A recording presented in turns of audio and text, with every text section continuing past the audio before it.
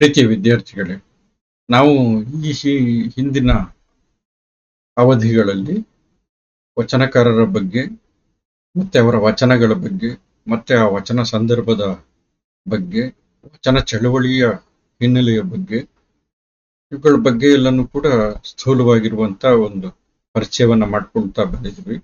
ಮುಖ್ಯವಾಗಿ ಕೆಲವು ವಚನಕಾರರನ್ನ ನಾವು ಅಭ್ಯಾಸನೂ ಕೂಡ ಮಾಡುವಂತ ಒಂದು ಪ್ರಯತ್ನವನ್ನು ಮಾಡಿದ್ವಿ. ಈಗ ಜೇಡರ ದಾಸಿಮಯ್ಯ, ಅಲ್ಲಮಪ್ರಭು, ಆಮೇಲೆ ಬಸವಣ್ಣ, ಚನ್ನಬಸವಣ್ಣ ಮೊದಲಾದವರನ್ನು ನಾವು ಅಭ್ಯಾಸ ಮಾಡಿದ್ವಿ. ಈ ಅವಧಿಯಲ್ಲಿ ನಾವು ಅಕ್ಕಮಹಾದೇವಿ ಮತ್ತೆ ಸಿದ್ದರಾಮ ಮತ್ತೆ ಉರಿಲಿಂಗಪೆದ್ದಿ ಇವರನ್ನ ನಾವು ಅರ್ಥ ಮಾಡ್ಕೊಳ್ಳುವಂತ ಒಂದು ಪ್ರಯತ್ನವನ್ನ ಮಾಡಬಹುದು. ನೋಡಿ, ಈ ಅವಧಿಯಲ್ಲಿ 3 ಜನರನ್ನ ನಾವು ಅಭ್ಯಾಸ ಮಾಡಲಿದ್ದೀವಿ: ಅಕ್ಕಮಹಾದೇವಿ, ಸಿದ್ದರಾಮ ಮತ್ತೆ ಉರಿಲಿಂಗಪೆದ್ದಿ ಅಂತಂದ್ಬಿಟ್ಟು. ಈ 3 ಜನನು ಕೂಡ ಸಾಧನೆಯ ಹಾದಿಯಲ್ಲಿ ಬೇರೆ ಬೇರೆ ಇದು ಏನಂತಂದ್ರೆ ಮಾರ್ಗವನ್ನು ಹಿಡಿದಂಥವ್ರು, ತಲುಪಿದಂಥವ್ರು. ಸಾಧನೆಯ ಹಾದಿ ಇವತ್ತು ಬೇರೆ ಬೇರೆ ಇದೆ. ಅಕ್ಕಮಹಾದೇವಿ ತನ್ನ ಆರಾಧ್ಯ ದೈವ ಅಥವಾ ಇಷ್ಟ ದೈವನಾಗಿರುವಂತ ಚನ್ನಮಲ್ಲಿಕಾರ್ಜುನನನ್ನ ತನ್ನ ಪತಿ ಅಥವಾ ಪ್ರಿಯತಮ ಅಂತಂದ್ಬಿಟ್ಟು ಶೃಂಗಾರ ಭಾವದಲ್ಲಿ ಸಾಧನೆಯನ್ನ ಮಾಡಿದಂತ ಒಂದು ಹೆಣ್ಣುಮಗು. ಅದೇ ಸಿದ್ದರಾಮ ನಾಥ ಸಂಪ್ರದಾಯದ ಸಂಪರ್ಕಕ್ಕೆ ಬಂದು ಮೊದಲು ಕರ್ಮಯೋಗಿಯಾಗಿದ್ದಂಥವನು, ನಂತರ ಯೋಗದ ಮಾರ್ಗವನ್ನ ಹಿಡಿತಾರೆ. ಅಂದ್ರೆ ಮಾರ್ಗವನ್ನ ಬದಲಿಸಿ ಅಲ್ಲಮ್ಮನ ಸಂಪರ್ಕಕ್ಕೆ ಬರ್ತಾನೆ. ಅಲ್ಲಮ್ಮನಿಗೂ ಕೂಡ ನಾಥ ಸಂಪ್ರದಾಯದ ಜೊತೆಗೆ ಒಂದು ಒಡನಾಟ ಇತ್ತು ಅಂತಂದ್ಬಿಟ್ಟು ಹೇಳಲಾಗಿದೆ. ಸೊ ಗೋರಖ ಅನ್ನುವಂತ ಒಬ್ಬ ಸಿದ್ಧನ ಹೆಸರು ಅಲ್ಲಮ್ಮನ ಜೊತೆಗೆ ಕಂಡು ಬರುತ್ತೆ. ಚಾಮರಸ ಅದನ್ನು ಹೇಳ್ತಾನೆ. ಅದನ್ನು ಹಿಂದಿನ ಅಧ್ಯಾಯಗಳಲ್ಲಿ ಹಿಂದಿನ ಅವಧಿಯಲ್ಲಿ ನಾವು ತಿಳ್ಕೊಂಡಿದ್ವಿ. ಅಲ್ಲಮ್ಮನ ಸಂದರ್ಭದಲ್ಲಿ ನಾಥ ಸಂಪ್ರದಾಯದ ಹಿನ್ನೆಲೆಯಲ್ಲಿ ಯೋಗ ಮಾರ್ಗದಲ್ಲಿ ಸಾಧನೆಯನ್ನ ಮಾಡುವಂತ ಒಂದು ಪ್ರಯತ್ನವನ್ನ ಸಿದ್ದರಾಮ ಮಾಡ್ತಾನೆ. ಆ ಹಾದಿಯಲ್ಲಿ ಮುಂದೆ ಸಾಕ್ತಾನೆ. ಉರಿಲಿಂಗಪೆದ್ದಿ ಬೇರೆ ತರ. ಉರಿಲಿಂಗಪೆದ್ದಿ ಶರಣಾಗತಿಯ ಮಾರ್ಗ, ದಾಸ್ಯದ ಮಾರ್ಗ, ಶರಣಾಗತಿ, ಭಕ್ತ ಮನೋಧರ್ಮ ಇಂಥದ್ರಲ್ಲಿ. ಭಕ್ತಿಯ ಮಾರ್ಗದಲ್ಲೂ ಕೂಡ ಬೇರೆ ಬೇರೆ ತರದ ಭಕ್ತಿ ಇದೆ ಅಂತಂತ ಹೇಳ್ತಾರೆ. ಈಗ ಅಕ್ಕಮಹಾದೇವಿದು ಶೃಂಗಾರ ಭಕ್ತಿ ಅಂತಂದ್ಬಿಟ್ಟು ಕರೀತಾರೆ. ವೈದಿಕ ಸಂಪ್ರದಾಯದಲ್ಲಿ ಭಕ್ತಿಯಲ್ಲಿ ಒಂದು 8 ಬಗೆಯ ರೀತಿಯ ಅಂದ್ರೆ ಪದಗಳಿದೆ ಅಂತಂತ ಹೇಳ್ತಾರೆ. ಅದು ಸಖ್ಯ ಇರ್ಬೋದು, ದಾಸ್ಯ ಇರ್ಬೋದು, ಪ್ರೇಮ ಇರ್ಬೋದು, ಈ ತರದ ಬೇರೆ ಬೇರೆದು. ಸೇವಕತನದ್ದು ಅದು ವೃತ್ತಿ ಅಂತ ಕರೀತಾರೆ, ಅಥವಾ ದಾಸ್ಯ ಅಂತಲೂ ಕೂಡ ಕರಿಬಹುದು. ಉರಿಲಿಂಗಪೆದ್ದಿಯ ಮಾರ್ಗ ಬಹುತೇಕ ಶರಣಾಗತಿಯ ಮಾರ್ಗ, ಅಥವಾ ಶರಣಾಗತಿ ಅಥವಾ ಶರಣಾಗತಿ, ಭಕ್ತಿಯಲ್ಲಿ ಶರಣಾಗತಿಯ ಮಾರ್ಗ. ಹಿಂಗೆ ಈ ತರದ ಬಹುಮುಖವಾಗಿರುವಂತ ಸಾಧನೆಯ ಮಾರ್ಗವನ್ನ ಹಿಡಿದಿರುವಂತವ್ರು ಅಥವಾ ಬಹು ಕೇಂದ್ರಗಳು. ಅದಕ್ಕೆ ವಚನಗಳಲ್ಲಿ ನಾನು ಹೇಳಿದ್ದು, ಪ್ರಾರಂಭದಲ್ಲಿ ಹೇಳಿದ್ದು, ಇಲ್ಲಿ ಬಹು ಕೇಂದ್ರಗಳಿದೆ ಅಂತ ತಂದ್ಬಿಟ್ಟು. ಎಲ್ಲರೂ ಕೂಡ ಒಂದೇ ಮಾರ್ಗವನ್ನ ಹಿಡಿದು ಸಾಗಿದಂಥವರಲ್ಲ, ಸಾಧನೆಯ ಬೇರೆ ಬೇರೆ ಪಥಗಳಲ್ಲಿ ಹೆಜ್ಜೆ ಹಾಕಿದ್ದಾರೆ ಅವರೆಲ್ಲರೂ ಕೂಡ. ಅಕ್ಕಮಹಾದೇವಿ ಶೃಂಗಾರದ ಅಥವಾ ಮಧುರ ಭಕ್ತಿಯ ಮಾರ್ಗವನ್ನ ಹಿಡಿದ್ರೆ, ಸಿದ್ದರಾಮ ಯೋಗ ಮಾರ್ಗವನ್ನ ಹಿಡಿದರೆ. ಸಿದ್ದರಾಮನ ಪ್ರಾರಂಭಿಕ ನೆಲೆ ಕರ್ಮಯೋಗ ಆಗಿರುತ್ತೆ. ನಂತರ ಅವನು ಈ ರಾಜಯೋಗ ಅಥವಾ ಅಷ್ಟಾಂಗ ಯೋಗದ ದಾರಿಯಲ್ಲಿ ಸಾಕ್ತಾನೆ. ಉರಿಲಿಂಗಪೆದ್ದಿಯದು ಶರಣಾಗತಿಯ ಮಾರ್ಗ. ಈ ರೀತಿ ಬೇರೆ ಬೇರೆ ರೀತಿಯ ಸಾಧನೆಯ ಮಾರ್ಗವನ್ನ ಸ್ವತಂತ್ರವಾಗಿ ಅವರವ್ರದೇ ಆಗಿರುವಂತ ದಾರಿಯಲ್ಲಿ ಹಿಡಿದು ಅವರೇನ್ ಮಾಡ್ತಾರೆ, ಸಾಕ್ತಾರೆ. ಸೊ ಇದು ಅವರ ಸ್ವತಂತ್ರ ಚಿಂತನೆ, ಸ್ವತಂತ್ರ ಮನೋಧರ್ಮದ ಪ್ರತೀಕ ಅಥವಾ ಕುರುಹುಗಳು ಇವೆಲ್ಲನೂ ಕೂಡ. ಸೊ ಪ್ರತಿಯೊಬ್ಬ ವಚನಕಾರರು ಏನ್ ಮಾಡ್ತಾನೆ ಅಂತಂದ್ರೆ, ತನ್ನದೇ ಆಗಿರುವಂತ ಸ್ವತಂತ್ರ ಚಿಂತನೆ ಅಥವಾ ಸ್ವತಂತ್ರ ಆಲೋಚನೆ, ಸ್ವತಂತ್ರ ಮನೋಧರ್ಮದಲ್ಲಿ ಅವರು ಮುಂದೆ ಸಾಕ್ತಾರೆ. ಸಾಧನೆಯ ಪಥದಲ್ಲಿ ಅವರು ನಡೀತಾರೆ ಅನ್ನುವಂಥದ್ದು. ಹಾಗಾಗಿನೇ ಏನಂತಂತಂದ್ರೆ, ಆ ಭಿನ್ನ ಭಿನ್ನ ಬಗೆಯ ಸಾಧನೆಯ ಹಾದಿಯನ್ನ ಹಿಡಿದಿರುವಂತ ಆ ಸಾಧಕರ ವಚನಗಳು ಕೂಡ ಏನಾಗಿದೆ ಅಂತಂದ್ರೆ, ಭಿನ್ನ ಭಿನ್ನ ರೀತಿಯ ಭಾಷೆಯನ್ನ ಬಳಸ್ತವೆ. ಭಿನ್ನ ರೀತಿಯ ಭಾಷೆ ಅಂತಂದ್ರೆ, ಕೆಲವು ತುಂಬಾ ವಸ್ತು ವಿಷಯಗಳು ಸರಳವಾಗಿರುವಂತ ಭಾಷೆನೂ ಕೂಡ ಸರಳವಾಗಿರುವಂತ ರೀತಿಯಲ್ಲಿದ್ರೆ, ಇನ್ ಕೆಲವು ಭಾಷೆಯಲ್ಲಿ ಸಂಕೀರ್ಣತೆ, ವಸ್ತುವಿನಲ್ಲೂ ಕೂಡ ಸಂಕೀರ್ಣತೆ ಇದೆ. ಇನ್ನು ಕೆಲವು ವಚನಕಾರರಲ್ಲಿ ಭಾಷೆ ಸಂಕೀರ್ಣವಾಗಿ, ವಸ್ತು ಸರಳ, ಇದು ವಸ್ತು ಆಕ್ಚುಲಿ ಸಂಕೀರ್ಣವಾಗಿರುತ್ತೆ, ಭಾಷೆ ಸರಳವಾಗಿರುತ್ತೆ. ಈ ತರದ್ದೆಲ್ಲನೂ ಕೂಡ ವೈವಿಧ್ಯತೆ ಅನ್ನುವಂಥದ್ದು ವಚನಗಳಲ್ಲಿ ನಾವು ಕಾಣೋದಕ್ಕೆ ಸಾಧ್ಯ. ಸೊ ಹಾಗಾಗಿನೇ ಏನು ಅಂತಂತಂದ್ರೆ ಈ ಭಿನ್ನ ಕೇಂದ್ರಗಳು ವಚನಗಳಲ್ಲಿ ಗುರುತಿಸೋದಕ್ಕೆ ಸಾಧ್ಯ. ಅಕ್ಕಮಹಾದೇವಿಯ ಚನ್ನಮಲ್ಲಿಕಾರ್ಜುನ ಅಥವಾ ಸಿದ್ದರಾಮನ ಕಪಿಲ ಸಿದ್ಧಮಲ್ಲಿಕಾರ್ಜುನ ಇದಾರಲ್ಲ, ಇವರಿಬ್ರು ಕೂಡ ಬೇರೆ ಬೇರೆನೆ.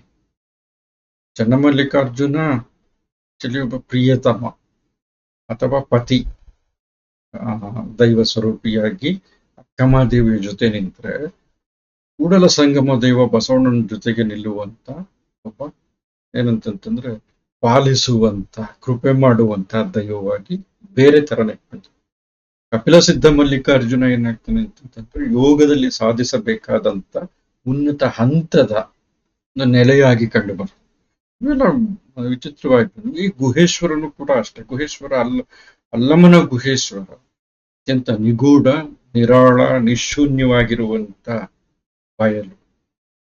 ಈ ತರ ನಾವು ಅಂದ್ರೆ ಈ ಅಂಕಿತಗಳು ಬರೀ ಬೇರೆ ಬೇರೆ ಅಂತಂತಲ್ಲ, ಇವೆಲ್ಲ ಹೆಸರುಗಳು ಬೇರೆ ಅಂತಂತಲ್ಲ. ಬದಲಿಗೆ ಏನಂತಂತಂದ್ರೆ ಆಯಾ ಅವರವರು ಆರಾಧಿಸುವಂತ, ಅವರವರು ಸಾಗಿರುವಂತ ದಾರಿಯ ಭಿನ್ನತೆಯನ್ನ ಸೂಚಿಸುವಂತ ರೂಪಕಗಳಾಗಿ ಈ ಅಂಕಿತಗಳು ಕಂಡು ಬರುತ್ತೆ ಅಂತ ತಂದ್ಬಿಟ್ಟು ಈ ಬೇರೆ ಬೇರೆ ವಚನಕಾರರ ಅಧ್ಯಯನವನ್ನು ನಾವು ಮಾಡಿದ್ವಿ. ಈಗ ಇದರಲ್ಲಿ ಈ ಹಿಂದಿನ ಅವಧಿಯಲ್ಲಿ ನಾವು ಬಸವಣ್ಣನ 2 ವಚನಗಳು ಏನಂತಂತಂದ್ರೆ ಜಂಗಮರ ಅಥವಾ ಶಿವಭಕ್ತರ ಉದಾಸೀನವನ್ನ ಮಾಡುವಂಥದ್ದು ಇದೆಯಲ್ಲ, ಅಥವಾ ಅವರ ಮಾತನ್ನ ಕೇಳಿ ನಡೆಯದೇ ಇರುವಂಥದ್ದು ಇದೆಯಲ್ಲ, ಇದು ಆಕ್ಚುಲಿ ತಪ್ಪು ಅನ್ನುವಂಥದ್ದು. ಇದು ಅರ್ಧಕ್ಕೆ ಅರ್ಧ ತುಳಿದ ದಾರಿ ಇದ್ದಂಗೆ.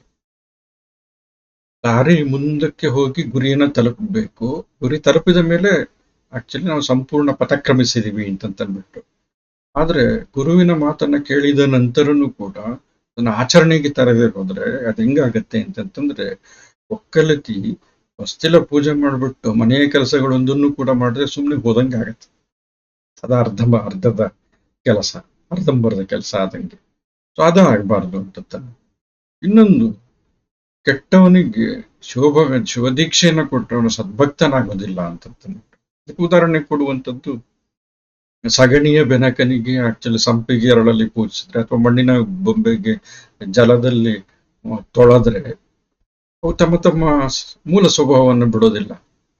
ಹಂಗೆ ಕೆಟ್ಟವನು ಸದ್ಭಕ್ತ ಹೆಂಗಾಗ್ತಾನೆ ಅಂತಂದ್ಬಿಟ್ಟು ಒಂದು ಮಾತನ್ನ ಬಸವಣ್ಣ ಹೇಳ್ತಾನೆ. ಅದು ಚರ್ಚಾಸ್ಪದವಾಗಿದೆ ಸ್ವಲ್ಪ ಮಟ್ಟಿಗೆ ಎನ್ನುವಂಥದ್ದು ಹಿಂದಿನ ಅವಧಿಯಲ್ಲಿ ನಾವು ಕಂಡುಕೊಂಡು. ನಂತರ ಚನ್ನಬಸವಣ್ಣನ 2 ವಚನ.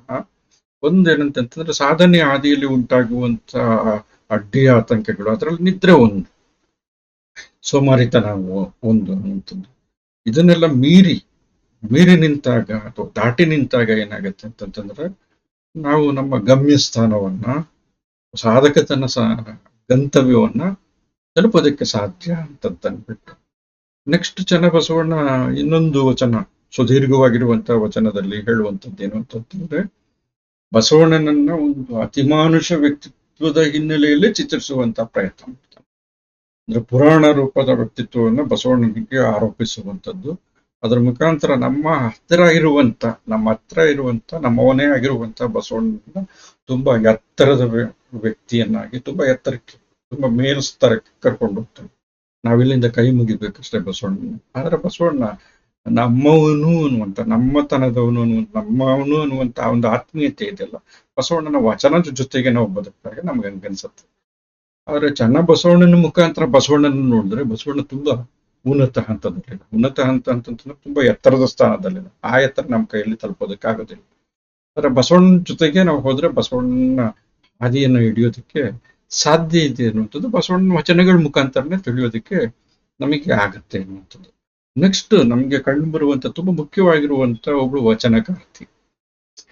ನೋಡ್ರಿ, ನಮಗೆ ಕನ್ನಡ ಸಾಹಿತ್ಯದ ಪ್ರಾರಂಭದಿಂದನೂ ಕೂಡ ಏನಂತಂತಂದ್ರೆ 10ನೇ ಶತಮಾನದಿಂದನೂ ಹೆಣ್ಮಕ್ಳು ಕಾವ್ಯವನ್ನ ಬರೆದಿರುವಂಥದ್ದು ಅಥವಾ ಬರಹವನ್ನ ಮಾಡಿರುವಂಥದ್ದು ನಾನು ಗಮನಿಸಿದ್ರೆ ಇಲ್ಲ ಅನ್ನುವಂತ ಲೆಕ್ಕದಲ್ಲಿ ಹೇಳ್ಬೋದು, ಆ ತರ ಹೇಳ್ಬೋದು. ಒಂದು ಅಪವಾದ ಏನು ಅಂತಂತಂದ್ರೆ, 12ನೇ ಶತಮಾನಕ್ಕೆ ಪೂರ್ವದಲ್ಲಿ ಹಿಂದೆ ಪಂಪಯುಗದಲ್ಲಿ ಕಂತಿ ಹಂಪನ ಸಮಸ್ಯೆಗಳು ಅಂತ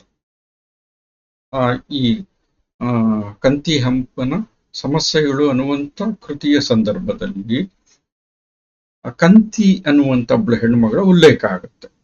ಅವಳು ಒಬ್ಳು ಲೇಖಕಿ ಅಂತಂದ್ಬಿಟ್ಟು.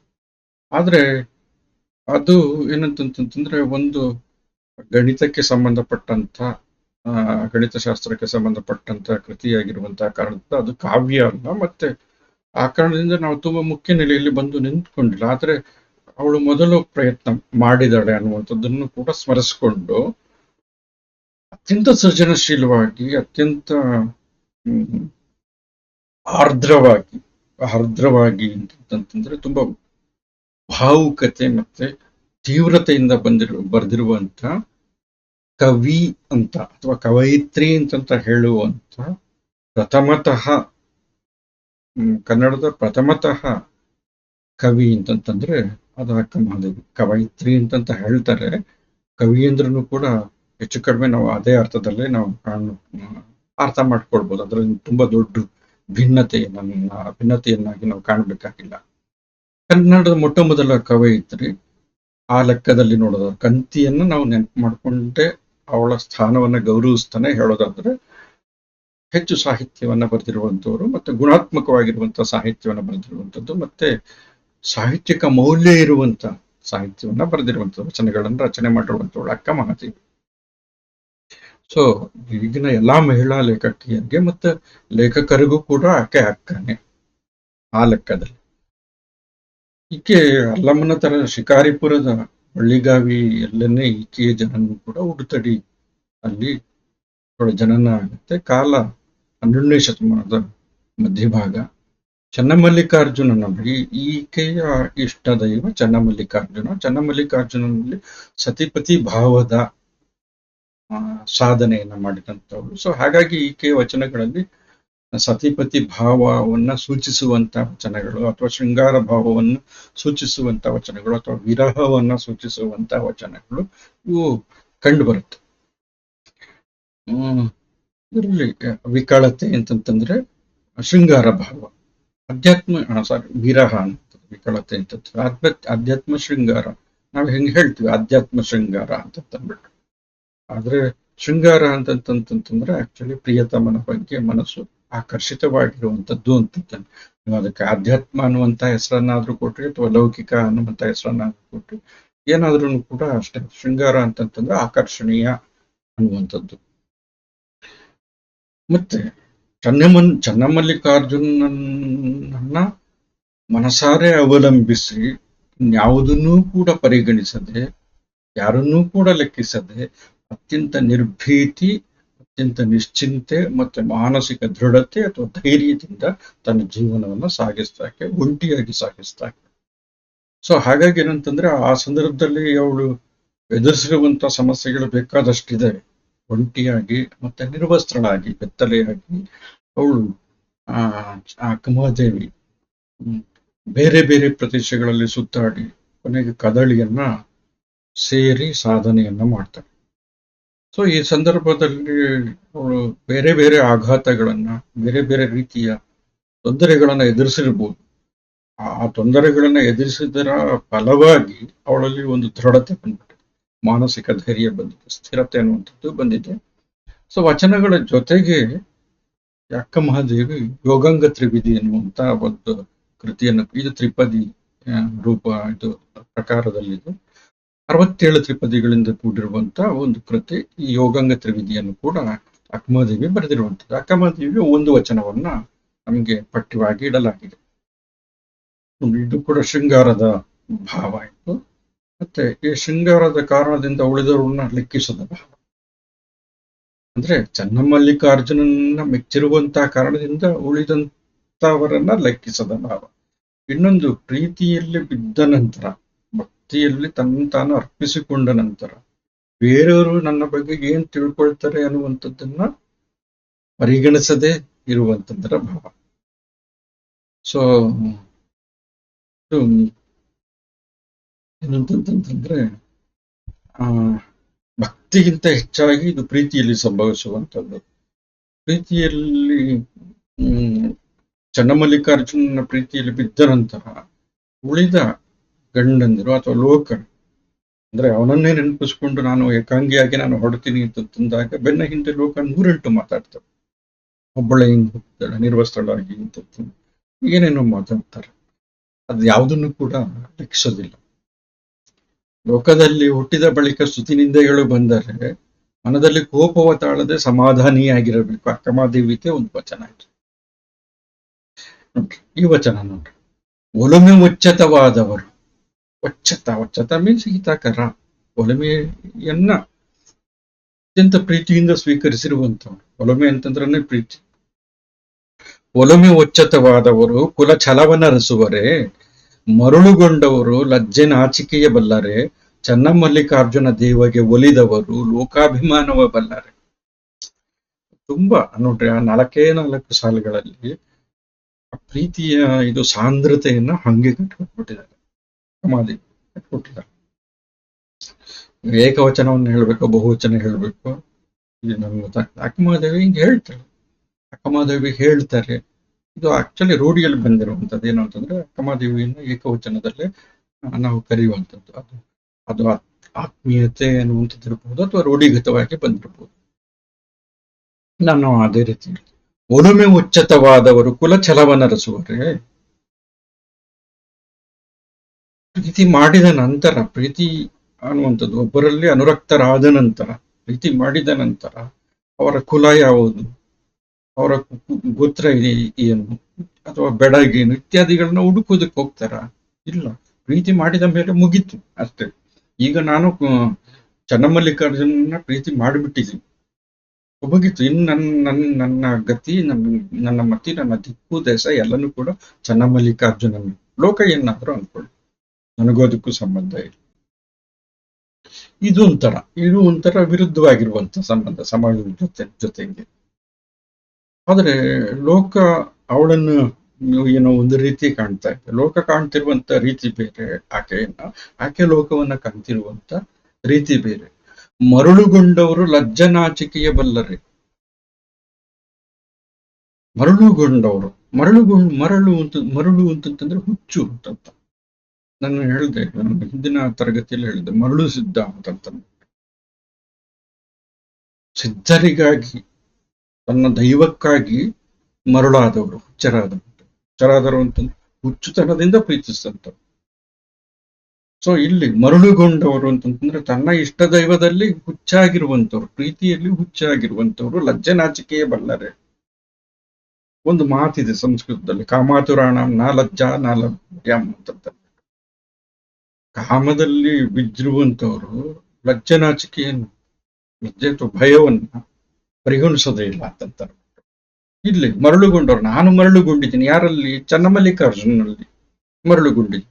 ಮರಳುಗೊಂಡಂತವರು ಲಜ್ಜೆ ಮತ್ತೆ ನಾಚಿಕೆಯನ್ನ ಬಲ್ಲರ, ಅಂದ್ರೆ ಲಜ್ಜೆ ನಾಚಿಕೆಯ ಇದು ಹಿಂದ್ಗಡೆ ಉತ್ಕೊಳ್ತಾರ? ಇಲ್ಲ.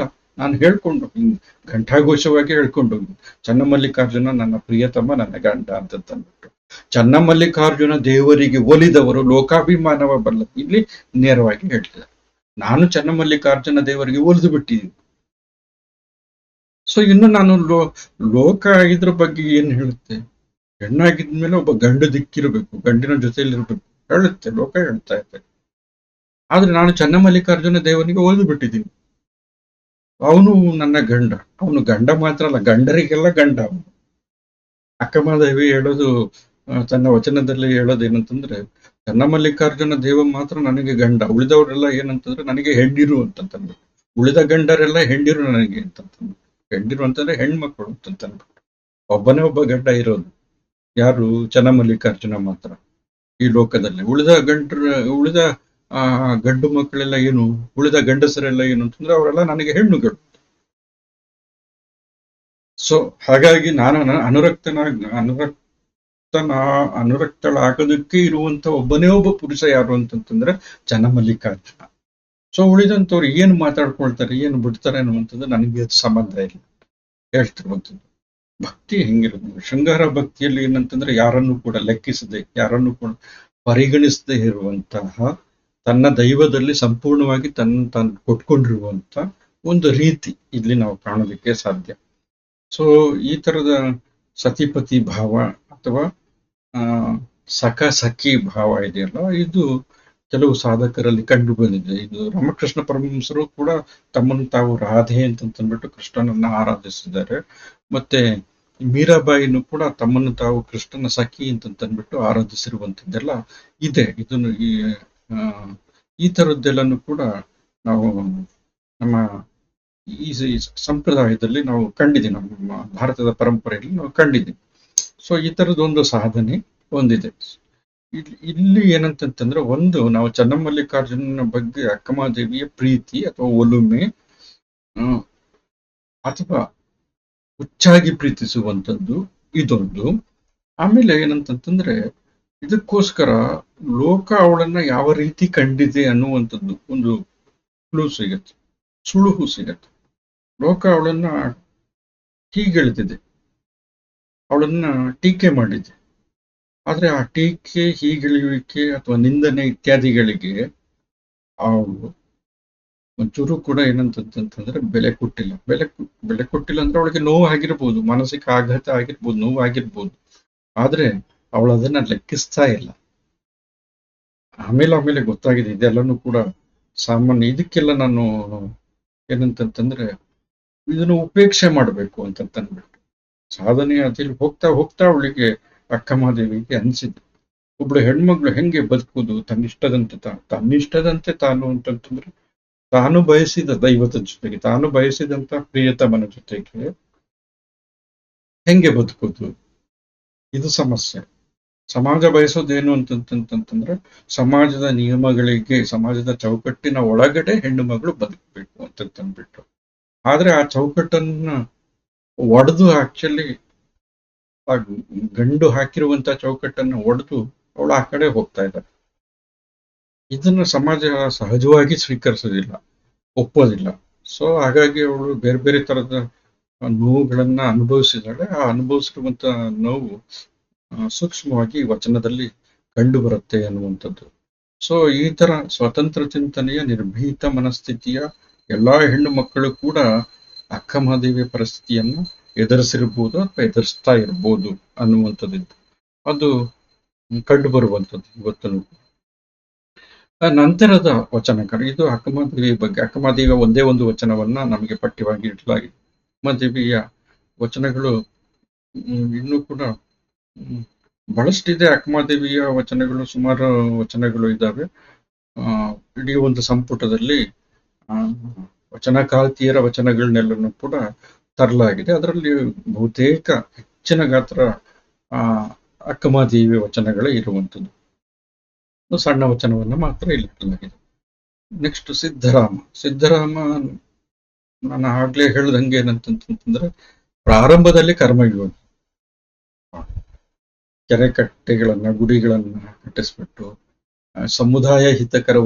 ಸಮುದಾಯಕ್ಕೆ ಹಿತವಾಗುವಂತ ಕೆಲಸವನ್ನ ಮಾಡ್ತಾ ಇದ್ದಂತ, ಸಮಾಜಕ್ಕೆ ಭೌತಿಕವಾಗಿ ಹಿತವಾಗುವಂತ ಕೆಲಸವನ್ನ ಮಾಡ್ತಾ ಇದ್ದಂಥವನ್ನ ಅಲ್ಲಮ್ಮ ಆಮೇಲೆ ಗುರು ಸ್ಥಾನದಲ್ಲಿ ಬಂದ್ಬಿಟ್ಟು ಏನ್ ಮಾಡ್ತಾನೆ, ಒಂದು ಯೋಗದ ಮಾರ್ಗವನ್ನ, ಸಾಧನೆಯ ಮಾರ್ಗವನ್ನ ಸಿದ್ಧರಾಮನಿಗೆ ಹೇಳುವಂಥದ್ದು.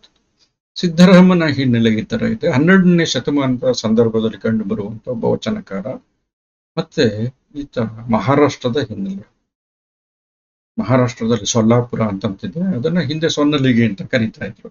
ಈ ಸೊಲ್ಲಾಪುರಕ್ಕೆ ಸಂಬಂಧಪಟ್ಟಂತ ಒಬ್ಬ ವ್ಯಕ್ತಿ ಮತ್ತೆ ಈಗ ಮಹಾರಾಷ್ಟ್ರ ಆಕ್ಚುಲಿ ಈಗ ರಾಜಕೀಯವಾಗಿರುವಂತಹ ಕರ್ನಾಟಕ, ರಾಜಕೀಯವಾಗಿರುವಂತಹ ಮಹಾರಾಷ್ಟ್ರದ ಗಡಿ ರೇಖೆಗಳು ನಿರ್ದಿಷ್ಟವಾಗಿದೆ. ಆದ್ರೆ ಹಿಂದೆ ಏನು ಅಂತಂತಂದ್ರೆ, ಹಿಂದೆ ಸೊಲ್ಲಾಪುರ ಅಥವಾ ಸೊನ್ನಲಿಗೆ ಹೆಸರೇ ಅದು ಆಕ್ಚುಲಿ ಕನ್ನಡ ಪದ ಅನ್ನುವಂಥದ್ದನ್ನ ಸೂಚಿಸ್ತಾ ಇದೆ. ತಂದೆ ತಾಯಿಗಳ ಹೆಸರು ಕೂಡ ಇದೇ ತರನೇ ಇದೆ ನೋಡ್ರಿ. ತಂದೆ ಹೆಸರು ಮುದ್ದುಗೌಡ ಅಂತಂದ್ಬಿಟ್ಟು, ಮಹಾರಾಷ್ಟ್ರಿಗರು ಯಾರು ಆ ತರ ಹೆಸರು ಇಟ್ಕೊಳ್ಳೋದಿಲ್ಲ. ತಾಯಿ ಸುಗ್ಗವ್ವೆ ಅಂತಂದ್ಬಿಟ್ಟು.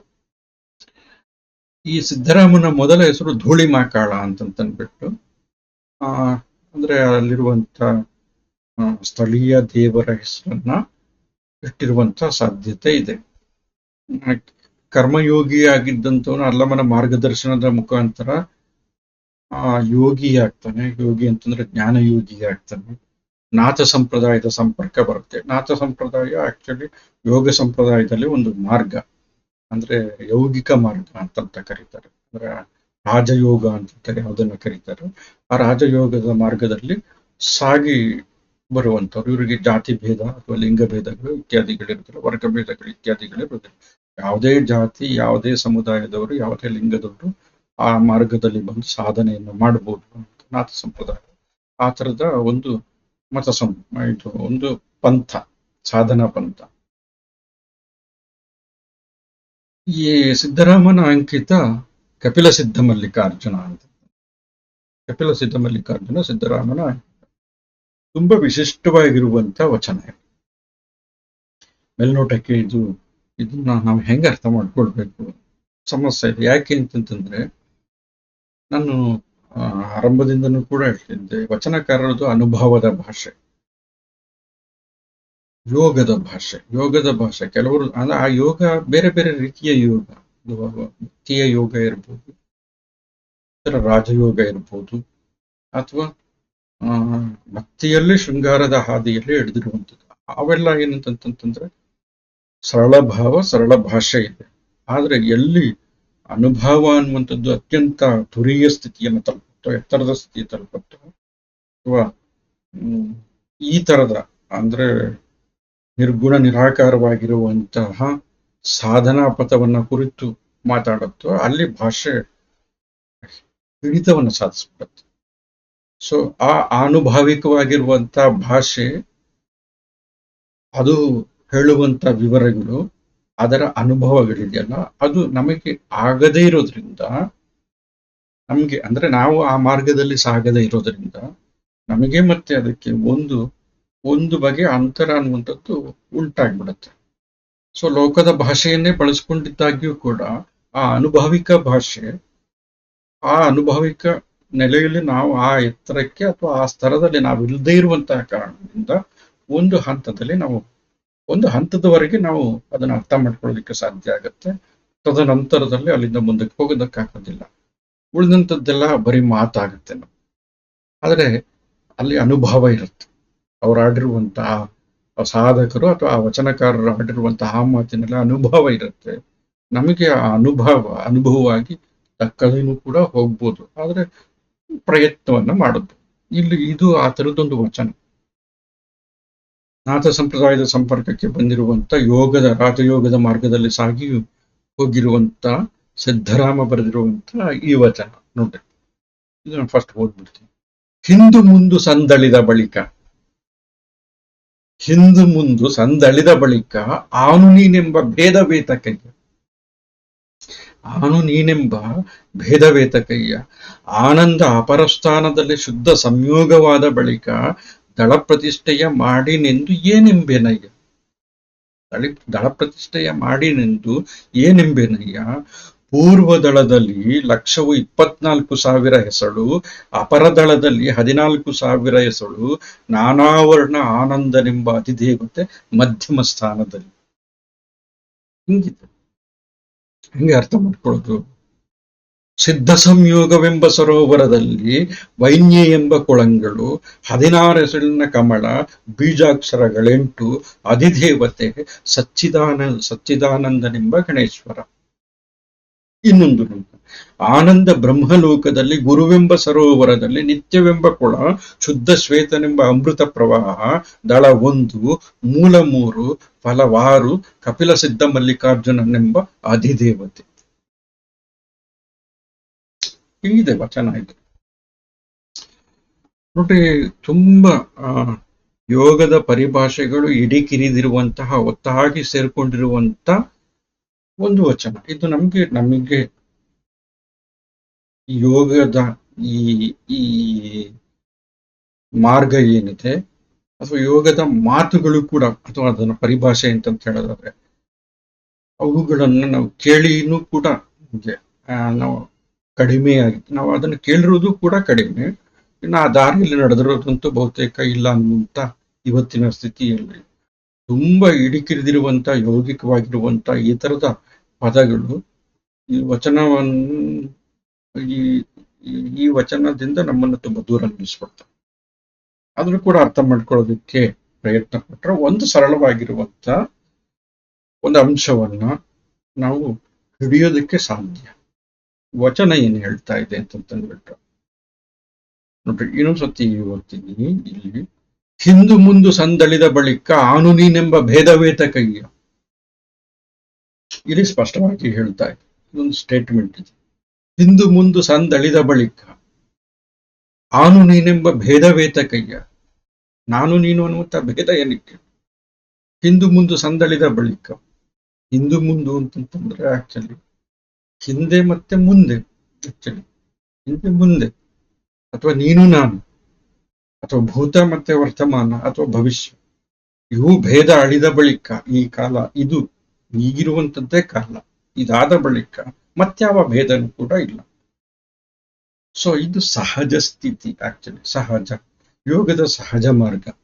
ಸೊ ನಾನು ನೀನು ಅನ್ನುವಂತ ಭೇದ ಅಳಿದ ನಂತರ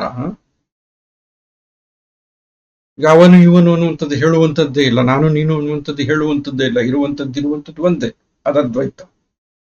ಅದ್ವೈತ ಅಂತಂತಂದ್ರೆ ಅದ್ವೈತ ಅಂತಂತಂದು ಹೇಳುವಂಥವ್ರು ಕೂಡ ಇಲ್ಲ. ಆಗ ಏನು ಇಲ್ಲ, ಏನು ಇಲ್ಲ ಅಂತಂತಂದ್ರೆ ಎಲ್ಲನೂ ಕೂಡ ಇದೆ, ಅಲ್ಲಿರುವುದು ಒಂದೇ. ಅದು ಒಂದು ತನಗ್ ತಾನೇ ಹೇಳ್ಕೊಳ್ಬೇಕು, ತನಗ್ ತಾನಾಗಿ ಏನಕ್ಕೆ ಹೇಳ್ಕೊಳ್ಬೇಕು? ಇರುವಂಥದ್ದು ಅದರ ಸಹಜ ಸ್ಥಿತಿ, ತಾನೇ ತಾನಾಗಿರುವಂಥದ್ದು.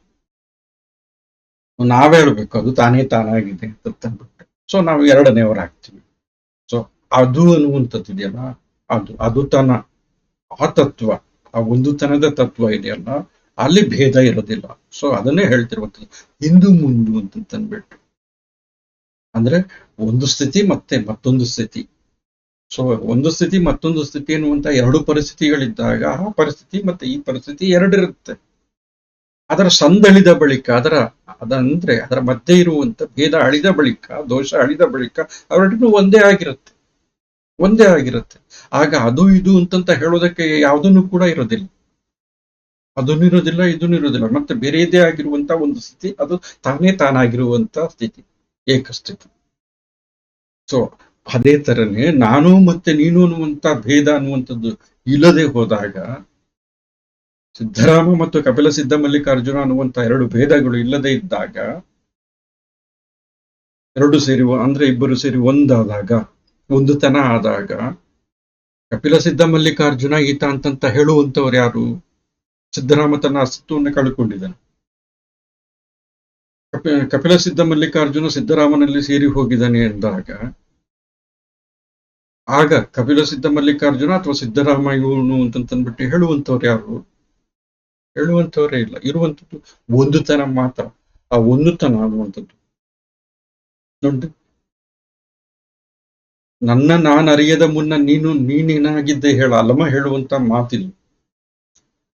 ನನ್ನ ನಾನು ಅರಿಯದ ಮುನ್ನ ನೀನಿದ್ದೆ, ಆದ್ರೆ ನನ್ನ ನಾನು ಅರಿತ ಬಳಿಕ ನೀನಿಲ್ಲ ಆಕ್ಚುಲಿ. ಸೊ ಹಾಗಾಗಿ ಏನಂತಂದ್ರೆ ನಾನು ಅನ್ನುವಂಥದ್ದಿದ್ರೆ ಮಾತ್ರ ನೀನು ಅನ್ನುವಂಥದ್ದು ಇರುತ್ತೆ. ಆದ್ರೆ ನಾನು ನನ್ನತನವನ್ನ ಅರಿತ ನಂತರ, ನೀನೇ ನಾನು ಅನ್ನುವಂತ ತಿಳುವಳಿಕೆ ಬಂದ ನಂತರ ಏನಾಗತ್ತೆ ಅಂತಂತಂದ್ರೆ ನೀನು ತನ ಅನ್ನುವಂಥದ್ದು ಇರೋದಿಲ್ಲ, ಆ ನಾನು ಅನ್ನುವಂಥದ್ದು ಕೂಡ ನೀನೇ ಆಗಿರ್ತೀನಿ ಅನ್ನುವಂಥದ್ದು ಏಕೀಭವಿಸುವಂತ ಒಂದು ಪ್ರಕ್ರಿಯೆ ಅದು. ಸೊ ಅದು ಎಲ್ಲಿ ಸಾಧ್ಯ ಆಗುತ್ತೆ? ಯೋಗದ ದಾರಿಯಲ್ಲಿ ಸಾಧ್ಯ ಆಗುತ್ತೆ, ಯೋಗ ಮಾರ್ಗದಲ್ಲಿ ಸಾಧ್ಯ ಆಗುತ್ತೆ. ಇಲ್ಲಿ ಹೇಳ್ತಿರುವಂಥದ್ದು ಆನಂದ ಅಪರ ಸ್ಥಾನದಲ್ಲಿ, ಇಲ್ಲಿ 3 ಹಂತಗಳು ಹೇಳ್ತಾ ಇರುವಂಥದ್ದು. ಆನಂದ ಅಪರ ಸ್ಥಾನದಲ್ಲಿ ಶುದ್ಧ ಸಂಯೋಗವಾದ ಬಳಿಕ ದಳ ಪ್ರತಿಷ್ಠೆಯ ಮಾಡಿನೆಂದು ಏನೆಂಬೇನಯ್ಯ ಹೇಳ್ತಿರ್ಬೋದು. ಆನಂದ ಅಪರ ಸ್ಥಾನದಲ್ಲಿ, ಆನಂದ ಅನ್ನುವಂಥದ್ದು ವಿಶೇಷ ಸ್ಥಾನ. ಆಕ್ಚುಲಿ ಅಪರ ಅಂತಂತಂದ್ರೆ ನಂತರ ಅಂತಂತ ಅರ್ಥ ಬರುತ್ತೆ. ಒಂದು ಆಕ್ಚುಲಿ ಅಪರ ಅಂತಂತಂದ್ರೆ ಪಶ್ಚಿಮ ಅಂತಂತನೂ ಅರ್ಥ ಬರುತ್ತೆ. ಅಪರ ವಯಸ್ಕನ ಅಮೆರಿಕ ಯಾತ್ರೆ ಅನ್ನುವಂತ ಒಂದು ಪುಸ್ತಕ ಇದೆ. ಅಪರ ಅಂತಂತಂದ್ರೆ ನಂತರ ವಯಸ್ಕನಾಗಿರುವಂತವನು, ವೃದ್ಧಾಪ್ಯಕ್ಕೆ ಸಮೀಪನಾಗಿರುವಂತವನು ಅಂತಂತ ಅರ್ಥ. ಪೂರ್ವ ಅನ್ನುವಂಥದ್ದು ಹುಟ್ಟು ಅನ್ನುವಂಥದ್ದು, ಬಾಲ್ಯ ಅನ್ನುವಂಥದ್ದನ್ನು ಹೇಳಿದ್ರೆ, ಪಶ್ಚಿಮ ಅನ್ನುವಂಥದ್ದು ಅಪರ ಅಂತ ಹೇಳುತ್ತೆ. ಇಲ್ಲಿ ಅಪರ ಅಂತಂತಂದ್ರೆ ವಿಶೇಷ ಸ್ಥಿತಿ, ಯೋಗದ ಹಂತದಲ್ಲಿ ಒಂದು ವಿಶೇಷ ಸ್ಥಿತಿ. ಆನಂದ ಅನ್ನುವಂಥದ್ದು ಅಪರ ಸ್ಥಾನದಲ್ಲಿ ಶುದ್ಧ ಸಂಯೋಗವಾದ ಬಳಿಕ, ಆನಂದ ಅನ್ನುವಂಥದ್ದು ವಿಶೇಷ ಸ್ಥಿತಿಯಲ್ಲಿ ಸಂಯೋಗವಾದ ಬಳಿಕ, ಸೇರಿ ಇದ್ದ ನಂತರ, ಆನಂದವೇ ತಾನಾದ ಬಳಿಕ. ಸೊ ಇದು ಹೆಂಗಾಗುತ್ತೆ? ದಳ ಪ್ರತಿಷ್ಠೆಯ ಮಾಡಿದಾಗ ಆಗತ್ತೆ. ದಳ ಪ್ರತಿಷ್ಠೆ, ದಳ ಅಂತಂತಂದ್ರೆ ಆಕ್ಚುಲಿ ಇಲ್ಲಿ ಏನಂತಂತಂದ್ರೆ ಇಲ್ಲಿ ಕೆಲವು ಯೋಗದ ಟರ್ಮ್ಸ್ಗಳು ಅಥವಾ ಪರಿಭಾಷೆಗಳನ್ನು ನಾವು ತಿಳ್ಕೊಳ್ಬೇಕಾಗತ್ತೆ. ಏನಂತಂದ್ರೆ ರಾಜಯೋಗದಲ್ಲಿ ಏನಾಗತ್ತೆ ಅಂತಂತಂದ್ರೆ 6 ಚಕ್ರಗಳನ್ನ ಹೇಳ್ತಾರೆ. ಅಂದ್ರೆ ಮನುಷ್ಯನ ಶರೀರದಲ್ಲಿ ಸೂಕ್ಷ್ಮ ರೂಪದಲ್ಲಿ 6 ಚಕ್ರಗಳಿರುತ್ತೆ ಅಂತ ಅದನ್ನ ಷಟ್ಚಕ್ರಗಳು ಅಂತ ಕರೀತಾರೆ.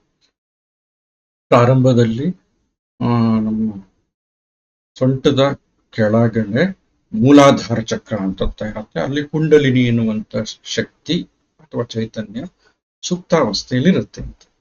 ಯೋಗದ ಸಾಧನೆ ಮುಖಾಂತರ ಸುಪ್ತಾವಸ್ಥೆಯಲ್ಲಿರುವಂತಹ ಕುಂಡಲಿನಿ ಜಾಗೃತವಾಗಿ ಅದು ಒಂದೊಂದೇ ಹಂತವನ್ನ, ಒಂದೊಂದೇ ಚಕ್ರಗಳನ್ನ ದಾಟ್ತಾ ಆಜ್ಞಾಚಕ್ರಕ್ಕೆ ಬರುತ್ತೆ. ಅದು ಅಲ್ಲಿ ಹಣಿಲು ಆಜ್ಞಾಚಕ್ರಕ್ಕೆ ಬಂದು ತಲುಪಿದ ನಂತರ ವ್ಯಕ್ತಿ ತನ್ನ ನಿಜ ಸ್ವರೂಪವನ್ನು ತಿಳಿತನಂತೆ. ಆಗ ಲೋಕದ ತನ್ನ ಭೇದ ಅಳೆದು ಹೋಗುತ್ತೆ.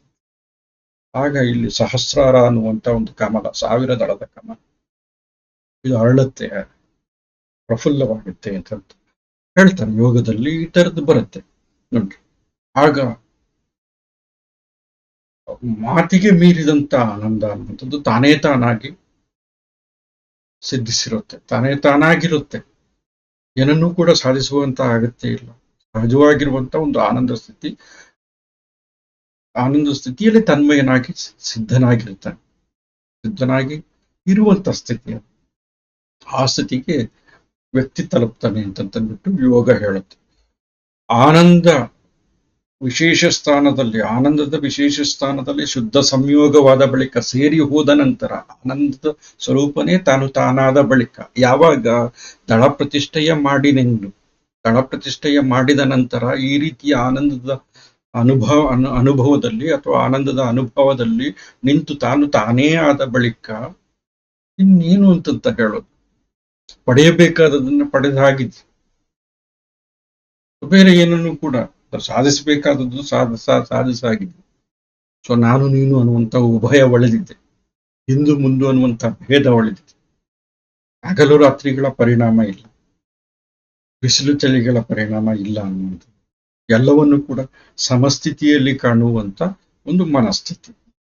ಸೊ ಈ ದಳ ಪ್ರತಿಷ್ಠೆ ಆಗಿದೆ ಅಂತಂದ್ರೆ ಯೋಗದಲ್ಲಿ ಒಂದು ಹಂತದ ಸಾಧನೆಯಾಗಿದೆ ಅಂತ ತಂದ್ಬಿಟ್ಟು ಅರ್ಥ. ಸೊ ಆ ಯೋಗದ ಒಂದು ಹಂತದ ಸಾಧನೆ ಆಗಿರುವಂತಹ ಕಾರಣದಿಂದ ಆನಂದ ಅನ್ನುವಂಥದ್ದು ತಾನಾಗಿ ಇದೆ ಅಂತ ತಂದ್ಬಿಟ್ಟು ಆ ಹಂತ ಯಾವುದು ಇಲ್ಲಿ ಹೇಳ್ತಿರುವಂಥದ್ದು. ದಳ ಪ್ರತಿಷ್ಠೆಯ ಮಾಡಿ ಒಂದು ಹಂತವನ್ನ ದಾಟಿದ ನಂತರ ಆ ದಳ ಇದೆಯಲ್ಲ, ಅಂದ್ರೆ ಆ ಚಕ್ರದ ಒಂದು ಚಕ್ರದ ಸ್ಥಿತಿಯನ್ನ ದಾಟಿ ಮತ್ತೊಂದು ಮುಂದಿನ ಚಕ್ರದ ಹಂತಕ್ಕೆ ಬಂದಾಗ ಆನಂದದ ಒಂದೊಂದೇ ದಳಗಳು ಬಿಚ್ಕೊಳ್ತವೆ ಅಂತ ತಂದ್ಬಿಟ್ಟು ಇಲ್ಲಿ ಹೇಳ್ತಿರುವಂಥದ್ದು. ಪೂರ್ವ ದಳದಲ್ಲಿ 1,24,000 ಎಸಳು ಚಕ್ರ.